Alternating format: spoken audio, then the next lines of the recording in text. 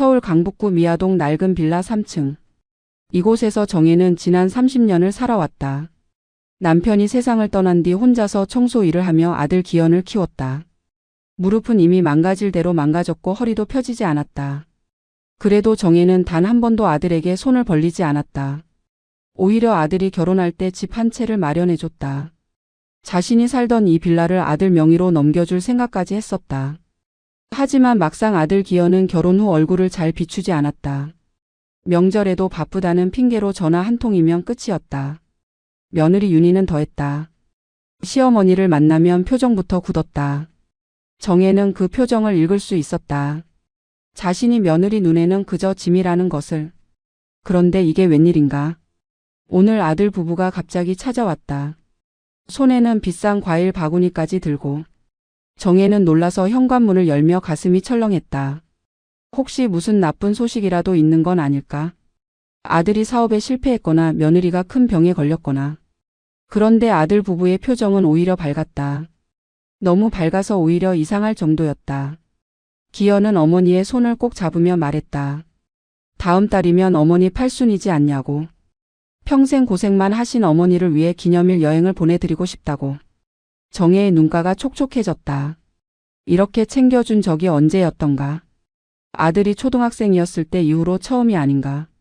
며느리 윤희도 옆에서 거들었다. 어머니 정말 좋은 곳으로 모실 거라고. 온천도 있고 공기도 좋은 곳이라고. 정혜는 손을 내저었다. 괜찮다고 그냥 마음만 받겠다고. 하지만 아들 부부는 물러서지 않았다. 벌써 다 예약까지 해놨다고. 비행기표도 끊었다고. 정혜는 결국 고개를 끄덕였다. 사실 마음 한편에서는 의심이 일었다. 평소 돈 얘기만 나오면 인상을 찌푸리던 며느리가 갑자기 왜 이러는 걸까? 아들도 마찬가지였다. 자신의 생일에는 전화 한 통 없던 아들이 왜 갑자기 팔순 여행을 챙기는 걸까? 하지만 정혜는 그 의심을 떨쳐냈다. 이제라도 효도하려는 마음을 의심하면 안 된다고 스스로를 다독였다. 어쩌면 며느리가 아들을 설득했을 수도 있다고. 사람은 변할 수 있다고. 정혜는 그렇게 믿고 싶었다. 그날 밤 정혜는 잠을 이루지 못했다. 오랜만에 설레는 마음 때문이었다. 아니 설렘보다는 불안이 더 컸는지도 모른다. 침대에 누워 천장을 바라보며 정혜는 생각했다. 내가 너무 예민한 건가? 아들 부부가 진심으로 나를 챙기려는 건데 왜 이렇게 마음이 편치 않을까? 하지만 어머니의 육감이라는 게 있다. 그 육감은 절대 틀리지 않는다. 정혜의 가슴속 어딘가에서는 경보음이 울리고 있었다. 무언가 잘못되고 있다고. 이건 정상이 아니라고. 하지만 정혜는 그 목소리를 애써 묻었다. 제발 이번만은 좋은 일이길 아들이 진짜 효도하려는 거길 바라며. 출발을 일주일 앞둔 어느 저녁 며느리 윤희가 혼자 찾아왔다. 아들은 회사 일이 있다며 함께 오지 않았다. 윤희는 명품 가방을 들고 나타났다. 최근에 산 듯한 새 가방이었다. 정혜는 그 가방의 가격이 얼마나 될지 대충 짐작할 수 있었다. 자신이 1년 동안 모은 돈보다 비쌀 것 같았다. 윤희는 소파에 앉으며 차를 한 잔 달라고 했다. 정혜가 녹차를 타서 주자 윤희는 한 모금 마시더니 본론을 꺼냈다. 어머니 이번 여행 말인데요. 그냥 이틀이나 3일 정도가 아니라 좀 길게 떠나보시는 게 어떻겠냐고. 한 열흘 정도. 정혜는 녹차잔을 내려놓으며 물었다. 열흘이나? 그건 좀 길지 않냐고. 집도 비워야 하는데. 윤희의 표정이 미묘하게 변했다. 아 그게 말이죠. 요즘 어머니 얼굴색이 안 좋으시잖아요. 푹 쉬셔야 할 것 같아서요. 공기도 완전히 바꾸시고. 정혜는 고개를 갸우뚱했다. 자신의 얼굴색이 안 좋다는 말을 처음 들었다. 오히려 요즘 건강이 괜찮은 편이었다. 무릎은 아프지만 그건 늘 그랬다. 윤희는 계속 말을 이어갔다. 저희가 알아본 곳이 일주일 코스가 기본이래요. 온천에 마사지에 한방 치료까지 다 포함된. 어머니 같은 분들이 가시면 정말 좋대요. 정혜는 뭔가 이상했다. 며느리의 말투가 평소와 달랐다. 너무 준비된 말 같았다. 마치 대본을 외운 것처럼. 정혜가 망설이자 윤희는 핸드폰을 꺼내 사진들을 보여줬다. 숙소 사진, 온천 사진, 식사 사진. 모두 고급스러워 보였다. 너무 고급스러워서 오히려 부담스러울 정도였다. 정혜는 물었다. 이런 데가 비싸지 않겠냐고. 윤희는 웃으며 대답했다. 걱정 마세요. 저희가 다 알아서 할게요. 어머니는 그냥 편하게 쉬기만 하시면 돼요. 정혜는 그 말이 걸렸다. 다 알아서 한다는 게 대체 무슨 의미일까? 왜 이렇게 불안할까? 하지만 며느리의 눈을 마주하며 정혜는 다시 한번 자신을 설득했다. 내가 너무 의심이 많은 거야. 며느리가 진심으로 나를 챙기는 건데. 그날 윤희가 돌아간 후 정혜는 침대에 누워 생각에 잠겼다. 열흘이라는 시간이 왜 이렇게 길게 느껴질까? 집을 그렇게 오래 비우는 게 불안했다. 혹시 빈집털이라도 당하면 어떡하지? 하지만 아들 부부가 다 알아서 한다고 했으니까. 아마 집 관리도 해줄 거라고. 정혜는 그렇게 믿기로 했다.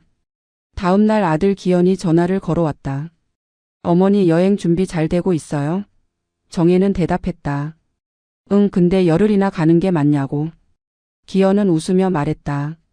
엄마, 그 정도는 가야 제대로 쉬는 거죠. 저희가 다 알아서 할게요. 걱정하지 마세요. 또 그 말이었다. 다 알아서 한다는 말. 정혜는 가슴속 불안이 점점 커지는 걸 느꼈다. 출발을 이틀 앞둔 날 아들 부부가 함께 와서 짐을 챙기는 것을 도와줬다. 윤희는 정혜의 옷장을 뒤지며 말했다. 어머니, 이 옷들 좀 낡았네요. 여행 가시는데 새 옷 사드려야겠어요. 정혜는 손을 내저었다. 괜찮다고, 이 옷들이면 충분하다고. 하지만 윤희는 이미 백화점 쇼핑백을 가지고 왔다. 새 옷 3벌이 들어 있었다. 정혜는 가격표를 보고 깜짝 놀랐다. 한 벌에 20만 원이 넘었다. 이렇게 비싼 옷을 왜 사왔냐고 물으니 윤희는 웃으며 대답했다. 어머니 팔순인데 이 정도는 해드려야죠. 정혜는 고마우면서도 깨름칙했다. 평소 며느리는 자신에게 커피 한 잔 사준 적이 없었다. 그런 며느리가 갑자기 60만 원어치 옷을. 뭔가 이상했다. 분명히 이상했다. 공항까지 가는 차 안에서 정혜는 창밖을 바라봤다. 서울의 풍경이 지나갔다. 자신이 평생을 살아온 이 도시. 왠지 모르게 눈물이 날 것 같았다. 기현은 운전을 하며 말했다. 엄마, 진짜 아무 걱정 말고 푹 쉬다 와. 우리가 다 알아서 할게. 정혜는 고개를 끄덕였다. 하지만 가슴속 불안은 사라지지 않았다. 공항에 도착하자 윤희가 정혜의 캐리어를 끌며 체크인 카운터로 향했다. 정혜는 여권을 꺼내며 생각했다. 내가 마지막으로 비행기를 탄 게 언제였더라. 10년도 더 된 것 같았다. 남편이 살아있을 때 제주도를 갔던 게 마지막이었다. 출국장 입구에서 아들 부부는 정혜를 배웅했다. 기현은 어머니를 껴안으며 말했다. 엄마, 정말 잘 다녀와. 전화 자주 할게. 윤희도 손을 흔들었다. 어머니, 건강하게 다녀오세요. 정혜는 출국장 안으로 들어가며 뒤를 돌아봤다. 아들 부부가 손을 흔들고 있었다. 그런데 이상했다. 두 사람의 표정이 너무 밝았다. 마치 무언가 큰 일을 해냈다는 듯한 표정. 정혜는 고개를 저었다. 내가 너무 예민한 거야. 비행기에 오른 정혜는 창가 자리에 앉았다. 옆자리에는 젊은 여성이 앉아 있었다. 비행기가 이륙하자 정혜는 눈을 감았다. 제발 이번 여행이 좋은 추억이 되길 바라며. 여행지에 도착한 첫날 정혜는 숙소의 고급스러움에 놀랐다. 온천 리조트였는데 시설이 정말 좋았다. 방도 넓고 침대도 푹신했다. 저녁에는 한식 코스 요리가 나왔다. 정혜는 사진을 찍어 아들에게 보냈다. 잘 도착했다고, 여기 정말 좋다고. 하지만 아들의 답장은 한참 뒤에 왔다. 그것도 단답으로. 잘 지내. 정혜는 핸드폰을 내려놓으며 생각했다. 바쁜가 보다. 둘째 날 정혜는 온천에 갔다. 따뜻한 물에 몸을 담그니 피로가 풀리는 것 같았다. 마사지도 받았다. 마사지사가 정혜의 어깨를 주무르며 말했다. 어머니, 어깨가 많이 뭉쳐 있으시네요. 오래 쉬셔야겠어요. 정혜는 고개를 끄덕였다. 열흘이면 충분히 쉴 수 있겠지. 셋째 날 오후 정혜는 방에서 쉬고 있었다. 그때 핸드폰에 알림이 떴다. 집 관리 앱이었다. 정혜는 1년 전쯤 아들이 설치해준 스마트 도어락 앱을 쓰고 있었다. 문이 열리고 닫힐 때마다 알림이 오는 시스템이었다. 알림을 확인한 정혜는 눈을 의심했다. 출입 기록 오후 2시 34분. 정혜는 혼란스러웠다. 지금 집에 누가 들어간 거야? 아들이 집을 확인하러 간 건가? 정혜는 바로 아들에게 전화를 걸었다. 한참을 울리다 연결이 끊겼다. 다시 전화를 걸었다. 이번에도 받지 않았다. 며느리에게도 전화했다. 역시 받지 않았다. 정혜는 불안해지기 시작했다. 저녁이 되어서야 아들에게서 문자가 왔다. 엄마 회의 중이었어. 무슨 일이야? 정혜는 바로 전화를 걸었다. 이번에는 받았다. 정혜는 다급하게 물었다. 기현아, 집에 누가 들어갔어? 도어락 알림이 떴는데. 기현은 잠시 침묵하더니 대답했다. 아, 그거. 내가 집 환기 좀 시키려고 들렀어. 걱정하지 마. 정혜는 뭔가 이상했다. 아들의 목소리가 부자연스러웠다. 거짓말하는 것 같았다. 환기를 시키는데 1시간 넘게 걸리나? 정혜는 다시 물었다. 1시간이나 뭐 했어? 기현은 짜증 섞인 목소리로 대답했다. 엄마 이것저것 확인하느라 그랬어. 왜 이래? 여행 가서 푹 쉬라니까. 그리고 전화를 끊어버렸다. 정혜는 핸드폰을 쥔 채 앉아 있었다. 뭔가 잘못되고 있었다. 분명히. 하지만 뭐가 잘못된 건지 알 수 없었다. 그날 밤 정혜는 잠을 이루지 못했다. 계속 도어락 앱을 확인했다. 다행히 더 이상 알림은 오지 않았다. 넷째 날, 다섯째 날도 별일 없이 지나갔다. 정혜는 조금씩 마음을 놓기 시작했다. 아마 정말로 아들이 환기를 시킨 거겠지. 내가 너무 예민했나 보다. 여섯째 날 정혜는 리조트 로비에서 커피를 마시고 있었다. 옆 테이블에 앉은 노부부가 대화를 나누고 있었다. 남편이 아내에게 말했다. 여보, 아들이 우리 집에 세입자 들인다는 얘기 들었어? 아내가 대답했다. 뭐? 우리 허락도 없이? 정혜는 귀가 번쩍 뜨였다. 혹시나 싶어 그 대화를 계속 들었다. 남편이 계속 말했다. 아들이 우리 몰래 전세 계약을 했대. 우리가 요양원 간다고 거짓말까지 하고. 정혜는 커피잔을 떨어뜨릴 뻔했다. 열흘간의 여행이 끝나고 정혜는 귀국했다. 공항에 나온 사람은 아무도 없었다. 아들 부부는 바쁘다며 택시비를 송금해줬다. 정혜는 택시를 타고 집으로 향했다. 차창 밖 풍경을 보며 정혜는 불안감이 다시 밀려오는 것을 느꼈다. 리조트 로비에서 들었던 그 대화가 계속 머릿속을 맴돌았다.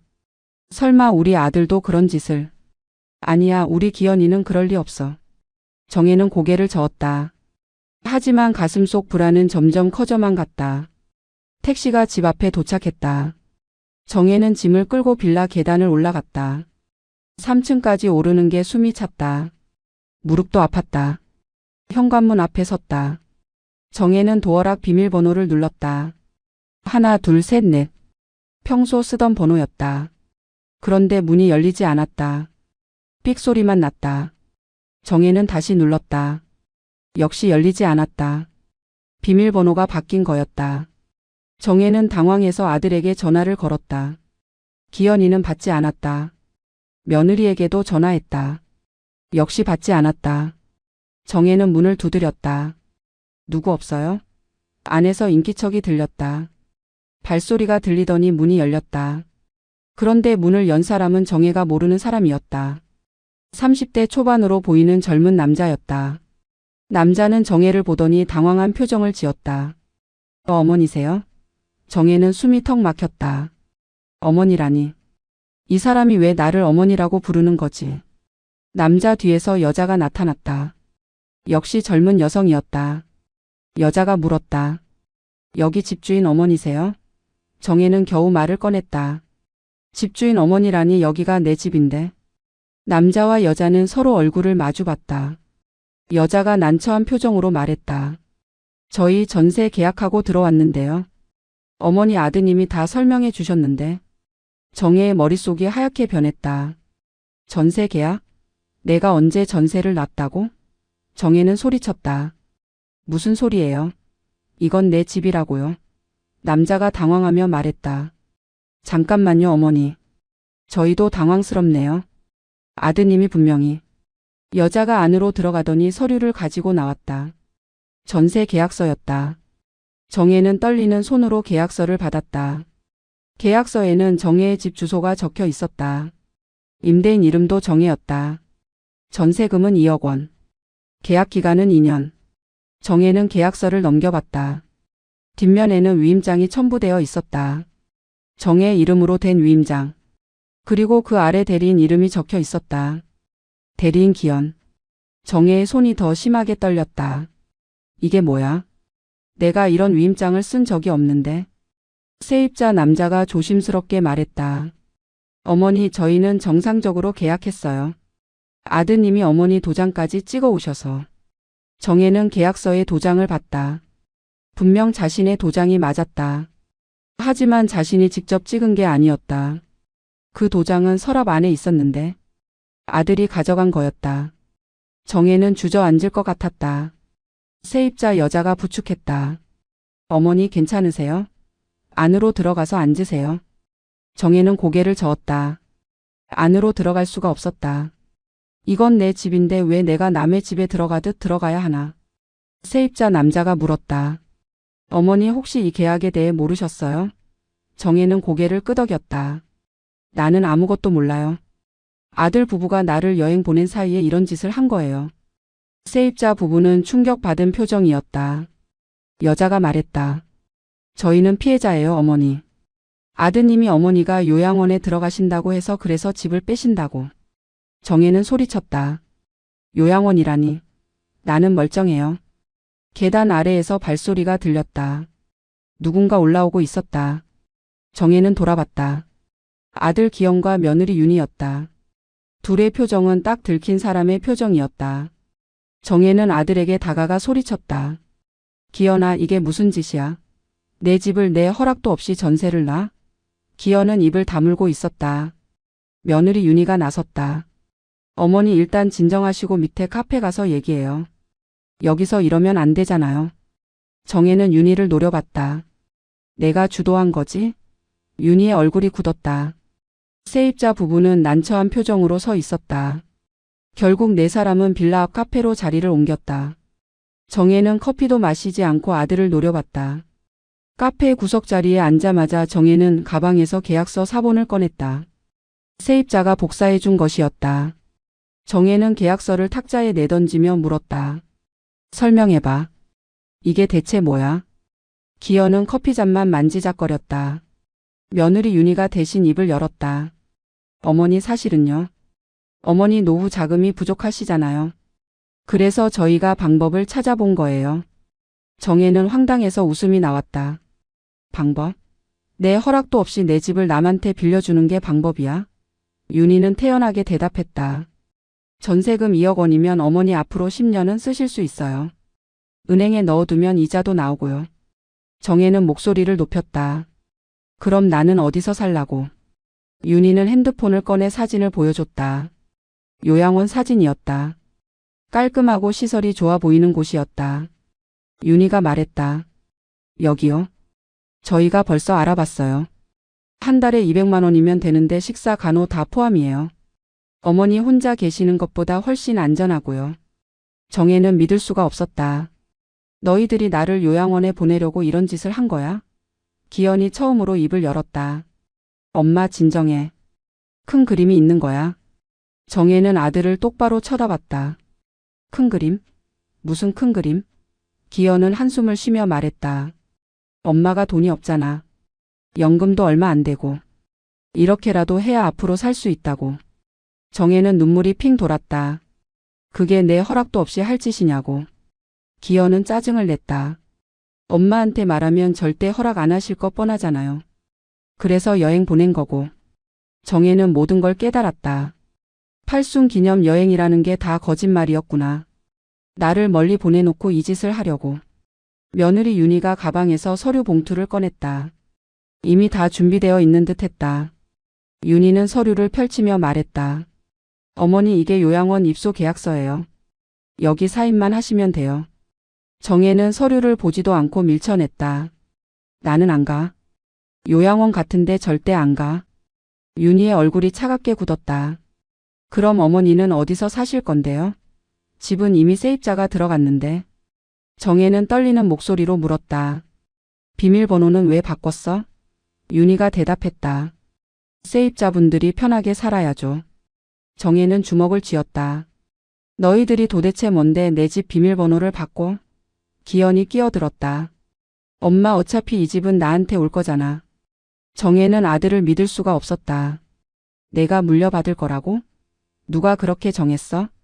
기현은 당연하다는 듯 말했다. 외동아들인 내가 상속받는 게 당연하잖아요.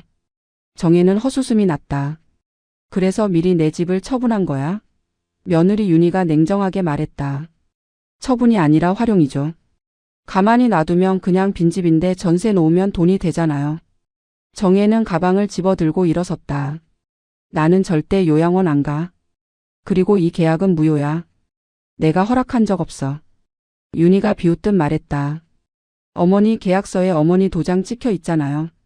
법적으로 유효해요. 정혜는 소리쳤다. 내가 직접 찍은 게 아니야. 너희가 훔쳐간 거잖아. 카페 안 사람들이 쳐다봤다. 기현이 당황하며 말했다. 엄마 여기서 소리 지르지 마. 정혜는 아들을 똑바로 쳐다봤다. 기현아 너 정말 내 아들 맞니? 어떻게 엄마한테 이런 짓을 할 수가 있어? 기현은 눈을 피했다. 정혜는 카페를 나섰다. 며느리 윤희가 뒤따라 나오며 소리쳤다. 어머니 현실을 받아들이세요. 어머니 혼자서는 못 사세요. 정혜는 돌아보지 않았다. 정혜는 빌라로 돌아와 계단에 주저앉았다. 올라갈 수가 없었다. 자신의 집인데 들어갈 수가 없다니. 핸드폰이 울렸다. 아들이었다. 받지 않았다. 또 울렸다. 며느리였다. 역시 받지 않았다. 정혜는 핸드폰을 가방에 넣고 친구에게 전화를 걸었다. 같은 동네에 사는 순자였다. 순자야 나 좀 도와줘. 순자는 놀라며 물었다. 무슨 일이야? 정혜는 울먹이며 상황을 설명했다. 순자는 바로 달려왔다. 정혜를 보자마자 안아줬다. 순자는 정혜를 자기 집으로 데려갔다. 일단 여기서 자고 내일 대책을 세우자고 했다. 정혜는 고마워하며 순자 집 소파에 앉았다. 그날 밤 정혜는 순자와 함께 계약서를 다시 살펴봤다. 순자가 말했다. 정혜야 이거 위임장 필체 좀 봐. 이거 내 글씨 아니잖아. 정혜도 봤다. 분명 자신의 글씨가 아니었다. 누군가 자신의 이름을 대신 쓴 것이었다. 순자가 말했다. 이거 사문서 위조야. 경찰에 신고해야 해. 정혜는 망설였다. 내 아들을 경찰에 신고한다고? 순자가 단호하게 말했다. 아들이고 뭐가 없어. 이건 범죄야. 정혜는 눈물을 흘렸다. 내가 뭘 잘못했길래 이런 일을 당하는 거야. 순자는 정혜의 손을 잡았다. 내 잘못이 아니야.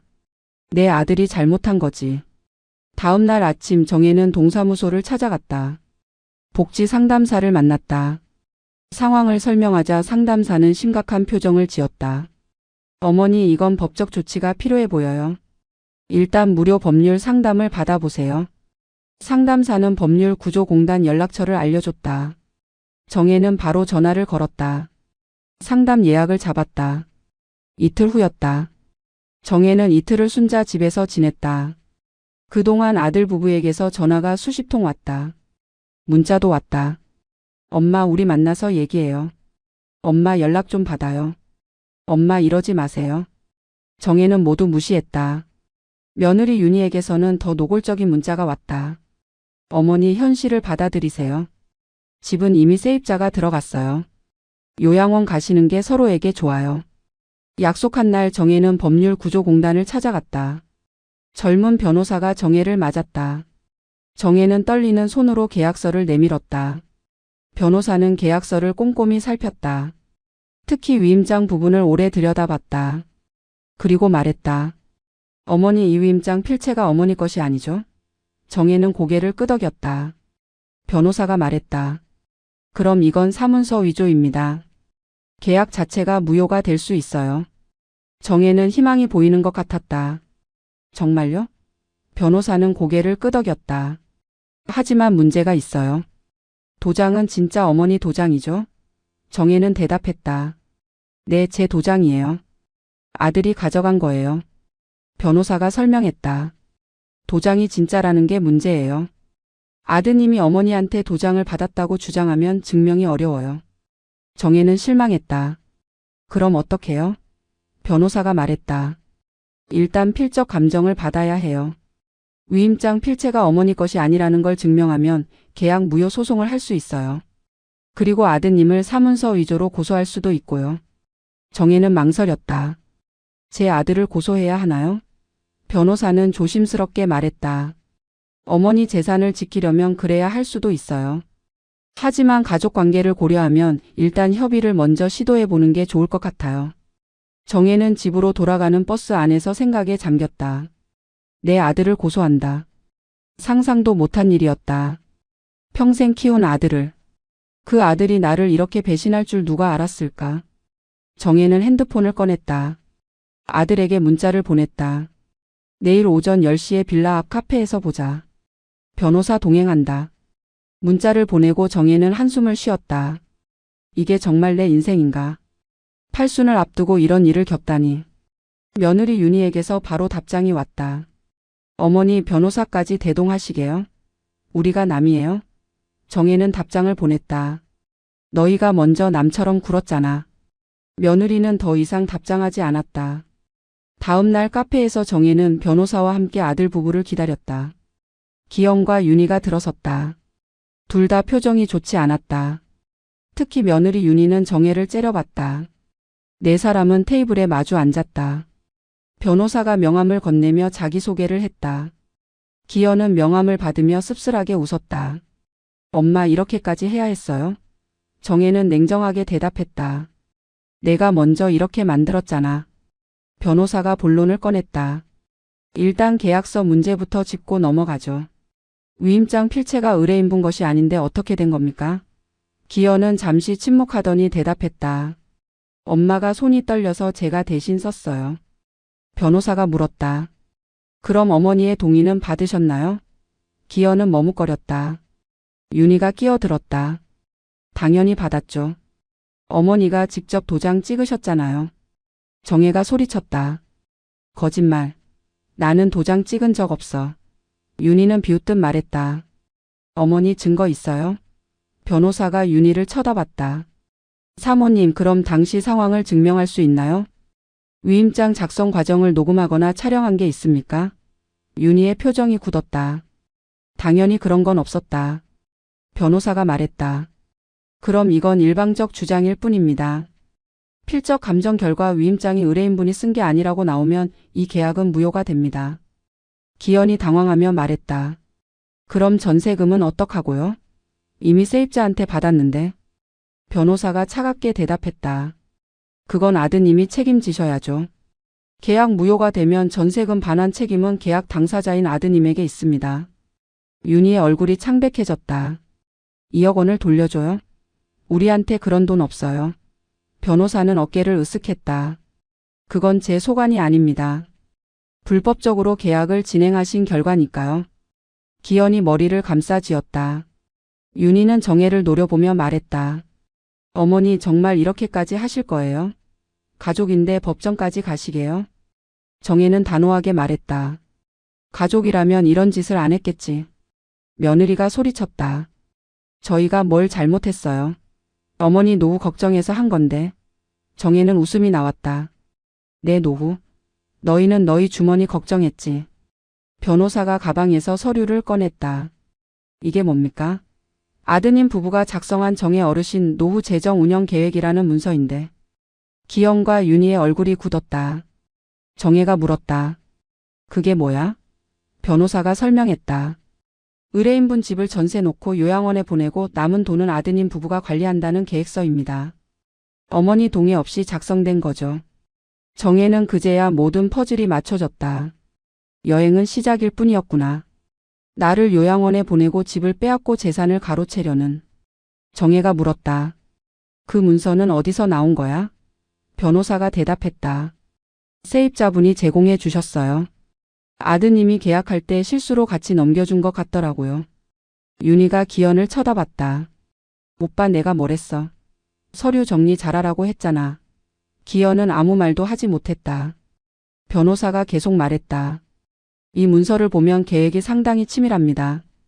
전세금 운용 방법, 요양원 비용 계산, 남은 금액으로 아드님 부부가 사업 자금 마련. 심지어 의뢰인분이 돌아가시면 집을 팔아서 수익 분배까지 계획되어 있네요. 정혜는 숨이 막혔다. 내가 죽는 것까지 계산했다고? 기현이 변명했다. 엄마, 그건 만약을 대비한 거였어요. 정혜는 소리쳤다. 만약을 대비? 너는 내 엄마가 죽기를 기다린 거야. 카페 안이 조용해졌다. 사람들이 쳐다봤다. 기현은 고개를 숙였다. 윤희는 오히려 당당하게 말했다. 어차피 집은 오빠가 상속받을 거잖아요. 미리 활용하는 게 뭐가 나빠요? 정혜는 더 이상 참을 수 없었다.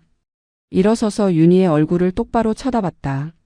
너 같은 며느리를 둔 게 내 인생 최대 불행이야. 윤희도 일어서며 맞섰다. 저도 어머니 같은 시어머니 만난 게 불행이에요. 카페를 나온 정혜와 변호사는 빌라로 향했다. 세입자 부부를 만나기로 했다. 초인종을 누르자 젊은 남자가 문을 열었다. 정혜와 변호사를 보더니 안으로 들어오라고 했다. 거실에는 남자의 아내도 있었다. 네 사람은 소파에 앉았다.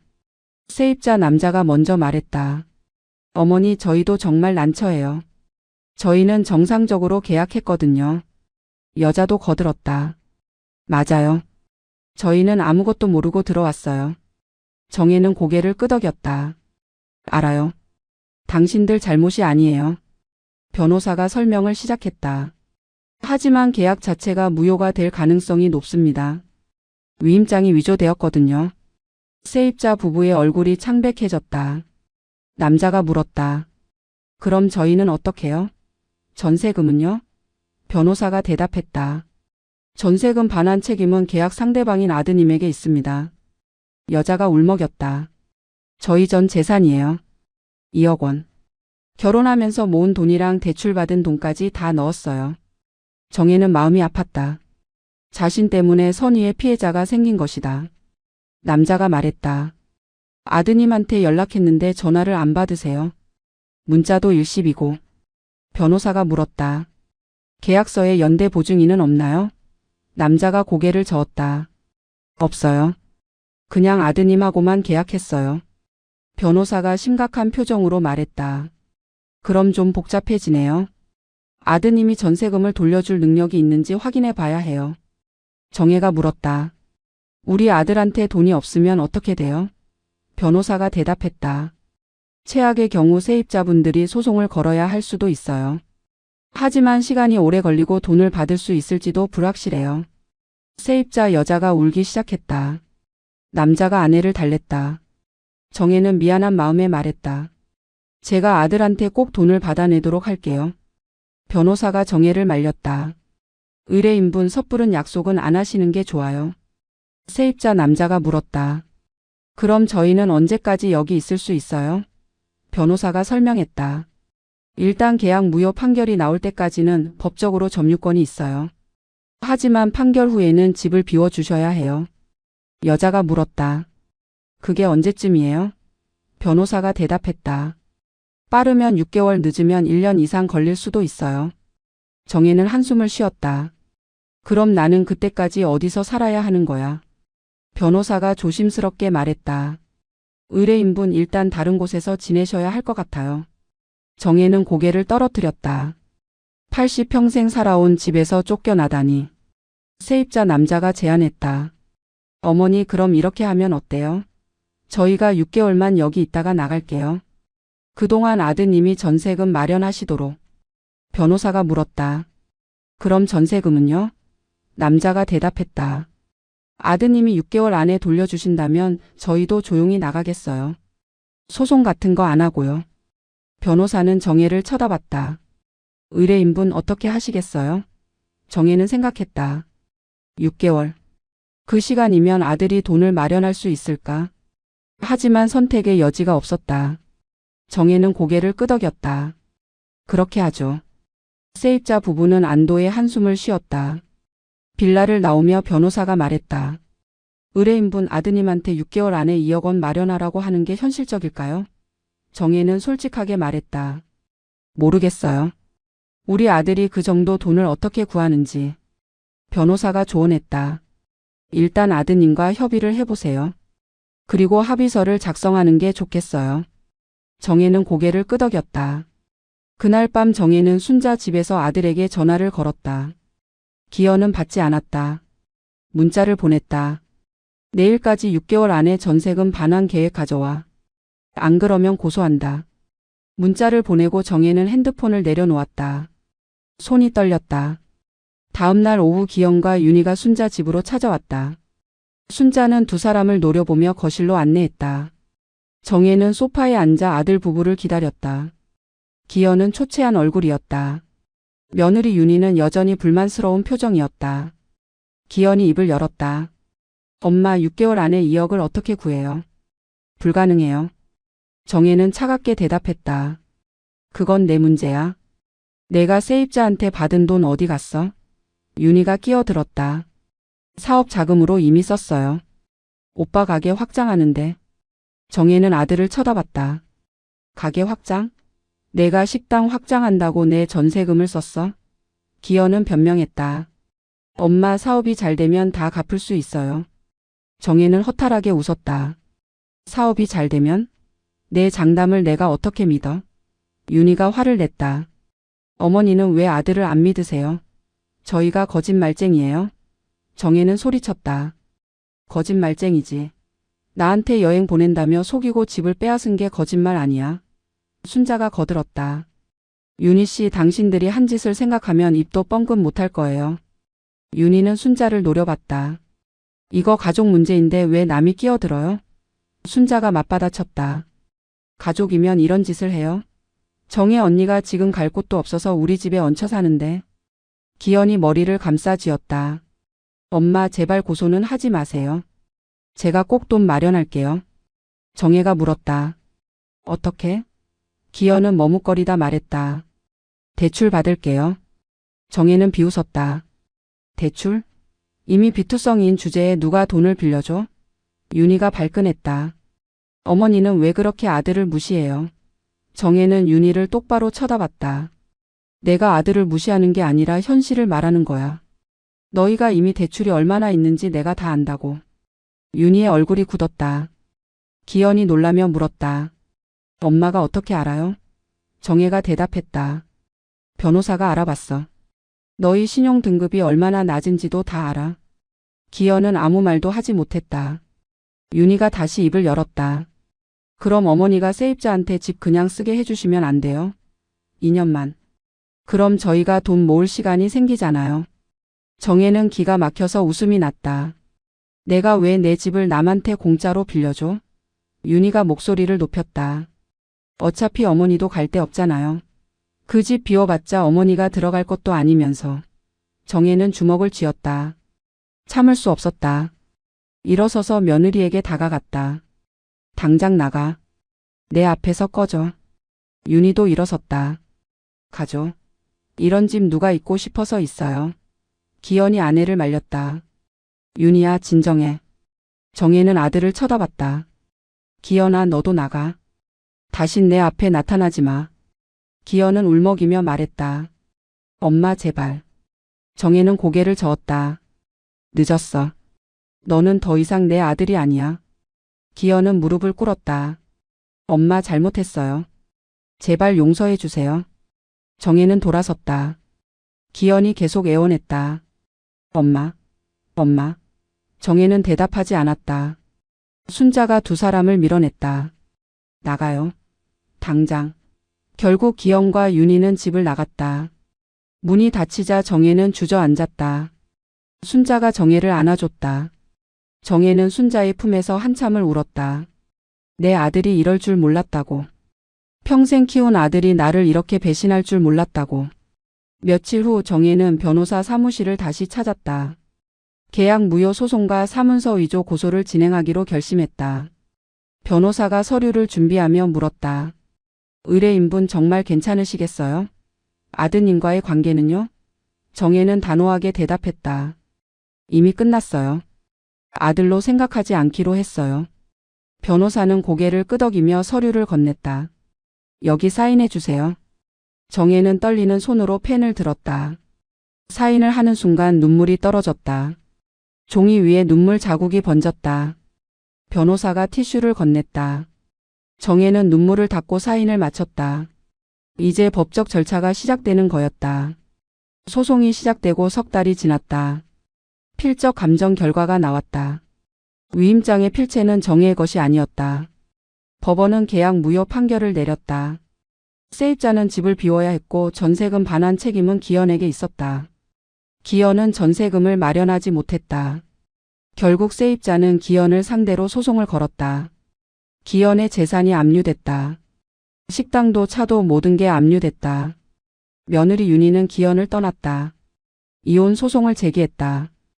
기현은 혼자 남았다. 정혜에게 연락을 시도했지만 정혜는 받지 않았다. 기현은 결국 파산했다.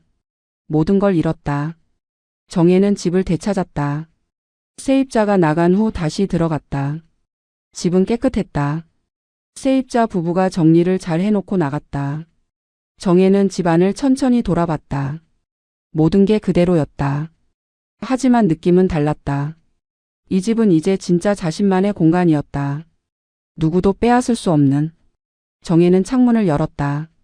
바깥 공기가 들어왔다. 시원했다. 정혜는 변호사를 통해 집을 자신의 단독 명의로 확실히 했다. 상속 포기 각서도 받았다. 기현은 어떤 경우에도 이 집을 상속받을 수 없게 됐다. 정혜는 또한 유언장을 작성했다. 자신이 죽으면 이 집은 사회에 기부하기로. 절대 기현에게는 가지 않도록.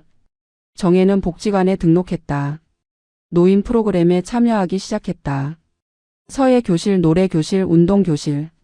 처음에는 어색했다. 하지만 점점 익숙해졌다. 새로운 친구들도 사귀었다. 같은 처지의 노인들이 많았다. 자식에게 배신당한 사람들. 그들과 이야기를 나누며 정혜는 자신만 그런 게 아니라는 걸 알았다. 세상에는 자식 때문에 고통받는 부모들이 많았다. 정혜는 그들과 서로 위로하고 힘을 얻었다. 복지관 상담사는 정혜에게 자원봉사를 권했다. 정혜는 동네 경로당에서 청소 봉사를 시작했다. 평생 청소 일을 했던 정혜에게 익숙한 일이었다. 하지만 이번에는 달랐다. 돈을 위해서가 아니라 자발적으로 하는 일이었다. 어느 날 정혜는 복지관에서 법률 특강을 들었다. 노인 재산 보호에 관한 강의였다. 강사는 말했다. 자식이라도 함부로 믿어서는 안 된다고. 재산은 살아있을 때 본인이 관리해야 한다고. 정혜는 고개를 끄덕였다. 자신이 배운 교훈이었다. 강의가 끝나고 정혜는 강사에게 다가갔다. 자신의 이야기를 들려줬다. 강사는 정혜의 손을 잡으며 말했다. 어머니 용기 내주셔서 감사해요. 어머니 같은 분들이 목소리를 내야 다른 노인들도 보호받을 수 있어요. 정혜는 그 말에 힘을 얻었다. 자신의 경험이 다른 사람들에게 도움이 될 수 있다는 것. 6개월 후 정혜는 복지관에서 강연을 했다. 자신의 이야기를 나눴다. 팔순을 앞두고 아들에게 배신당한 이야기. 하지만 포기하지 않고 싸워서 집을 되찾은 이야기. 청중들은 박수를 쳤다. 강연이 끝나고 한 할머니가 정혜에게 다가왔다. 자신도 비슷한 상황이라고. 어떻게 해야 하냐고. 정혜는 그 할머니에게 변호사 연락처를 알려줬다. 그리고 말했다. 포기하지 마세요. 당신 재산은 당신이 지켜야 해요. 할머니는 눈물을 흘리며 고마워했다. 정혜는 그날 집에 돌아와 거울을 봤다. 거울 속 자신의 얼굴이 달라 보였다. 더 이상 불쌍한 노인이 아니었다. 당당한 사람이었다. 1년이 지났다. 정혜는 팔순 생일을 맞았다. 복지관 친구들이 작은 파티를 열어줬다. 케이크에 촛불을 켰다. 정혜는 소원을 빌었다. 앞으로도 건강하게 당당하게 살게 해달라고. 촛불을 불었다. 친구들이 축하 노래를 불렀다. 정혜는 웃으며 그들을 바라봤다. 진짜 가족은 피가 아니라 마음이구나. 그날 저녁 정혜는 혼자 집에 앉아 있었다. 핸드폰이 울렸다. 모르는 번호였다. 받았다. 아들 기현이었다. 목소리가 많이 늙어 있었다. 엄마 나야. 정혜는 잠시 침묵했다. 기현이 계속 말했다. 엄마 생일 축하해. 정혜는 대답했다. 고맙긴 한데 이제 전화하지 마. 기현이 울먹였다. 엄마 미안해. 정말 미안해. 정혜는 한숨을 쉬었다. 미안하다고 다 용서한 건 아니야. 기현이 물었다. 엄마 나 다시 받아줄 수 없어? 정혜는 단호하게 대답했다. 없어. 너는 이미 선을 넘었어. 기현은 한참 울다가 전화를 끊었다. 정혜는 핸드폰을 내려놓았다. 가슴 한편이 아팠다. 하지만 후회는 없었다. 정혜는 창밖을 바라봤다. 밤하늘에 별이 빛나고 있었다. 정혜는 중얼거렸다. 이제 누가 뭐래도 이 집 주인은 나다. 내 인생도 나다. 그리고 정혜는 자리에서 일어나 부엌으로 갔다. 저녁을 준비하기 위해. 혼자지만 외롭지 않았다. 자유로웠다. 진짜 자신의 인생을 사는 기분이었다. 80년을 살아오면서 이제야 알았다. 진짜 행복은 자신을 지키는 데서 온다는 것을. 3년이 흘렀다. 정혜는 여전히 그 집에서 살고 있었다. 건강도 괜찮았다. 복지관 프로그램에 빠짐없이 참여했다. 이제는 봉사활동도 적극적으로 하고 있었다. 노인 인권 상담 봉사였다. 자신과 같은 처지의 노인들을 돕는 일이었다. 정혜는 그 일에서 보람을 느꼈다. 매주 목요일 오후 정혜는 복지관 상담실에 앉아 있었다. 문이 열리고 한 할머니가 들어왔다. 딸에게 집을 빼앗겼다는 할머니였다. 정혜는 그 할머니의 손을 잡았다. 걱정하지 마세요. 방법이 있어요. 그리고 정혜는 자신의 경험을 나눴다. 어떻게 싸웠는지 어떻게 이겼는지. 어느 날 정혜는 시장에서 장을 보고 있었다. 저 멀리 누군가 걸어오고 있었다. 아들 기현이었다. 3년 만이었다. 기현은 많이 늙어 있었다. 머리도 희끗희끗했다.